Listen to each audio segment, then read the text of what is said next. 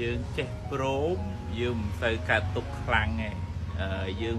ព្យាយាមនៅព្យាយាមអញ្ចឹងឲ្យអស់ពីលទ្ធភាពយើងទៅហើយបានប៉ុណ្ណាក៏ព្រមទទួលប៉ុណ្ណឹងណាអានោះគឺមិនប៉ុនយើងមានប៉ុណ្ណឹងប៉ុនគេច្រើនជាងយើងគេបានល្អជាងយើងតែប៉ុនយើងមានប៉ុណ្ណឹងយើងសប្បាយចិត្តនឹងអ្វីដែលយើងរកបានហ្នឹងទៅវាអត់សូវតឹងធុងវាមិនសូវពិបាកចិត្តបើយើងចង់បានច្រើនយើងប្រឹងហើយយើងធ្វើបន់ថែមពីព្រោះមនុស្សម្នាក់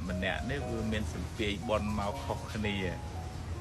គេមានបន់គេយើងមានបន់យើងបានប៉ុណ្ណឹង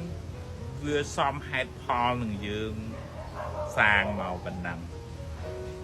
គ្រប់យ៉ាងកើតឡើងវាមិនមែនជារឿងចៃដន្យទេវាមានហេតុគ្រប់គ្រាន់ដោយថាទឹកដាំ100អង្សាបានវាពុះអញ្ចឹងណាយ៉ាងណាអ្វីកើតឡើងក្នុងជីវិតនេះល្អក្តីអាក្រក់ក្តីវាមានហេតុគ្រប់របស់វាបានវាកើតអញ្ចឹងមក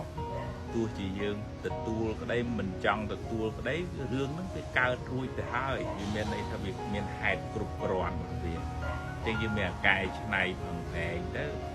ហើយយើងទទួលស្គាល់ថាហ្នឹងហើយជីវិតវាមិនអាចបានអីដូចចិត្តបាន100%ទេអញ្ចឹងថាបន្តទៅទៀតហើយអាហ្នឹងទើបយើងមិនសូវកើតទុក